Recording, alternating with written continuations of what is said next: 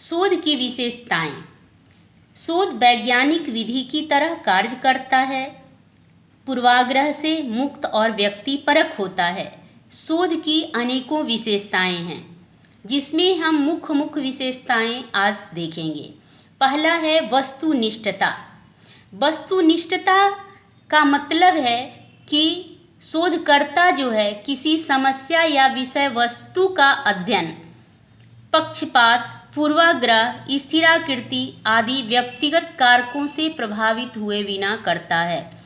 तो शोधकर्ता कोई समस्या या कोई विषय वस्तु यानी कोई ऑब्जेक्ट पर जब अध्ययन करता है तो वह पक्षपात रहित करता है और पूर्वाग्रह से आधारित होकर नहीं करता है।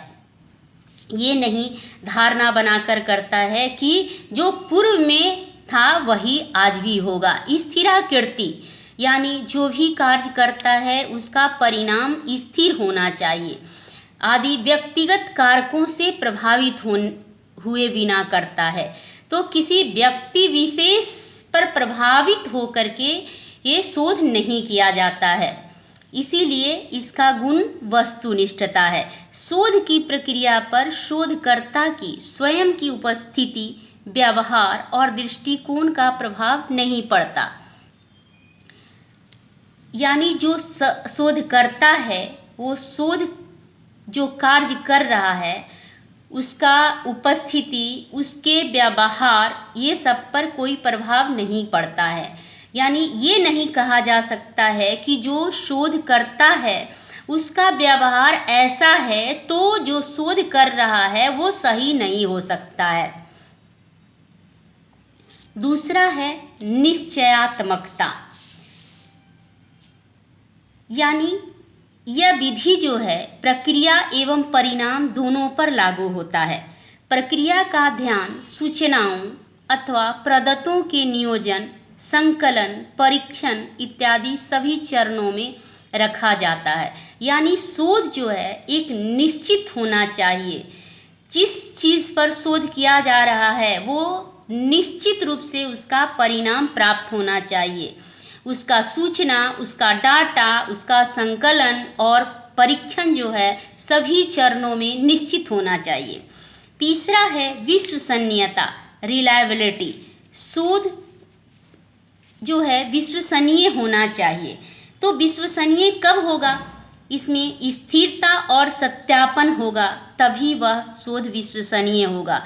यानी जो भी परीक्षण किया जा रहा है उसमें स्थिरता का गुण विद्यमान होना चाहिए और सत्य होना चाहिए, तभी वो विश्वसनीय यानी रिलायबल होगा।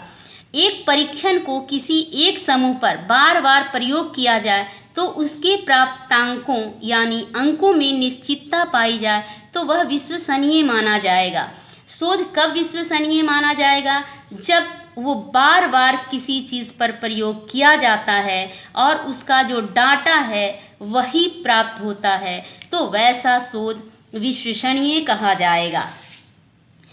विश्वसनीयता को पुनरावृत्ति या सत्यापनशीलता भी कहा जाता है। विश्वसनीयता गुणांक को संकल्प का गुणांक भी कहा जाता है। चौथा है वैधता, वैलिडिटी। यानी शोध जो है वैलिड होना चाहिए।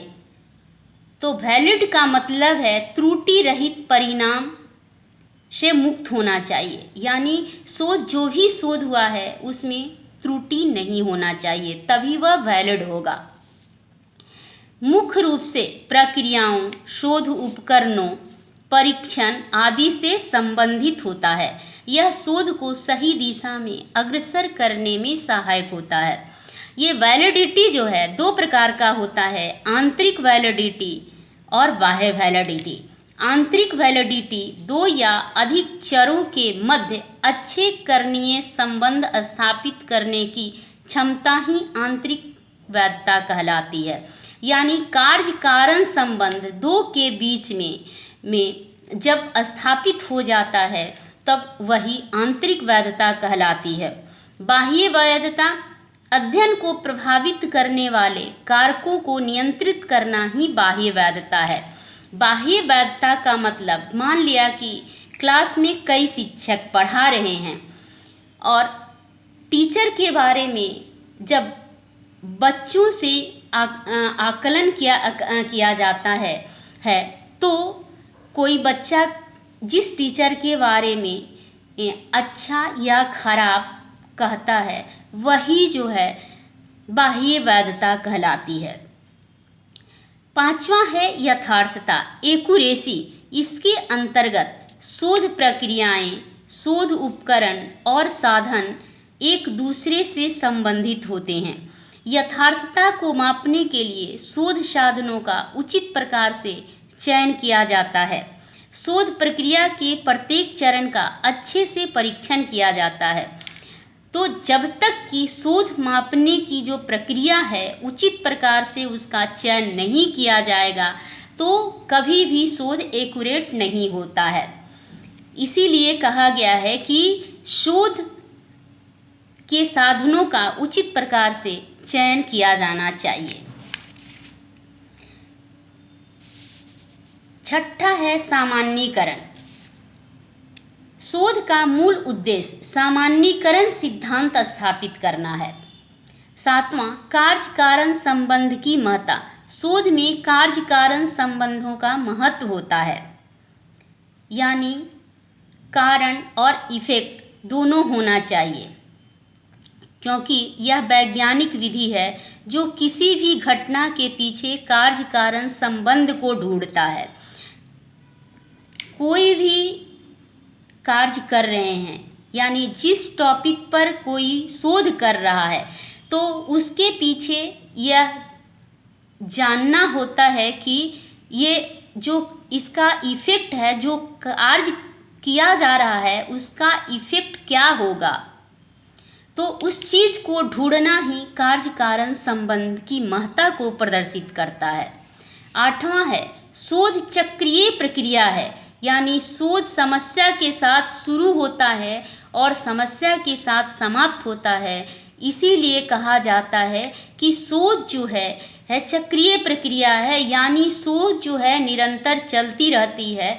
ये नहीं कहा जा सकता है कि किसी व्यक्ति ने कोई वस्तु या किसी समस्या पर शोध किया है तो वह शोध वहाँ पूर्ण हो गया। ये शोध का जो प्रक्रिया है चलता रहता है। आज आप शोध कर रहे हैं कोई वस्तु या टॉपिक पर, तो कल कोई और व्यक्ति करेगा, परसों कोई और व्यक्ति करेगा। इसीलिए कहा गया है कि शोध चक्रीय प्रक्रिया है। Thank you.